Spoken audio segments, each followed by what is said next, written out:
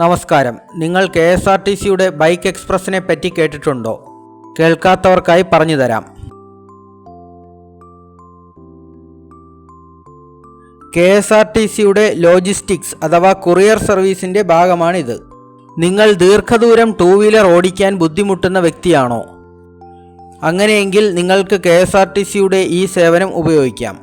നിങ്ങളുടെ ബൈക്ക് കേരളത്തിൽ എവിടെയും ഒരു സ്ഥലത്ത് നിന്ന് മറ്റൊരു സ്ഥലത്തേക്ക് KSRTCയുടെ കൊറിയർ സർവീസിൽ എത്തിച്ചു കൊടുക്കും. ആ കൊറിയർ സർവീസിൻ്റെ പേരാണ് ബൈക്ക് എക്സ്പ്രസ്. ജനുവരി അവസാനത്തോടെ തന്നെ ഈ സേവനം ആരംഭിക്കാനാണ് KSRTC പദ്ധതിയിട്ടിരിക്കുന്നത്.